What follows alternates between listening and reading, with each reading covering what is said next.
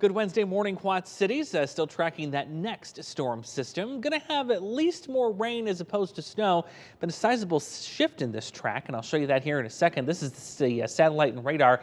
A little bit after 7 o'clock this morning, we have got a lot of rain sitting to the south of us, stretching from Kansas City all the way down through Arkansas and Oklahoma. There's our low pressure center right now getting out of Colorado, heading for Kansas and parts of also Missouri as well. New update, though, we've got a winter weather advisory for a small chunk of the Quad Cities region. This is going to be for our two counties here in the north, Jackson and Joe Davis County. That begins 6 o'clock this evening and runs through 9 o'clock tomorrow morning. The reason for that's where we're going to see that snow stick and accumulate, creating slick road conditions. There's also going to be a brief period late tonight into tomorrow morning where there'll be some freezing drizzle in this region too. We may add 1 or 2 more counties to that. We'll see what happens in the morning. But bottom line, if you're heading north, say north of US 30 and right around US 20, that's where you're going to find some slick roads tomorrow morning. Require a couple of extra minutes on that commute. Hour by hour with Future Trek here as we take you into this afternoon. There you see rain already starting in Burlington right around noon. It gets here in the Quad Cities between 3-4 o'clock this afternoon. One change, though, notice there's not as much snow with this compared to yesterday. It looks like the warm air is really going to win out on this and push that rain snow line a lot further to the north.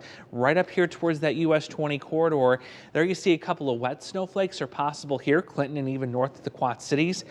I don't think that's going to stick, though. Pavement temperatures are warm. We're going to be above freezing, so not much potential for accumulation here. All rain to the south as well. Could be a couple of rumbles of thunder with that.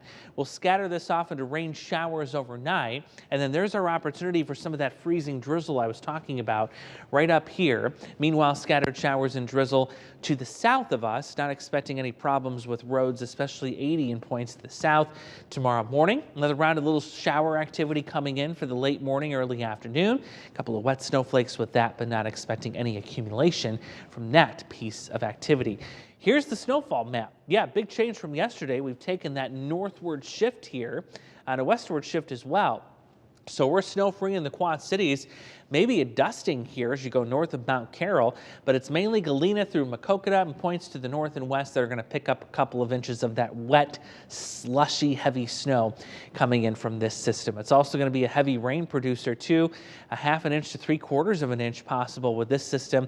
That's quite a bit of rain in January, but thankfully, as you've seen, that ground is really soft. It's still thawed out, and it should be able to take in much of this moisture that's coming in. The reason this storm system, by the way, is tracking further to the north and west is the strength of the cold air here is not really great. It's not strong at all. So what happens is the storm is going to trend right where the snow begins to cut off. So from this point to the northwest, you've got a lot of snow on the ground.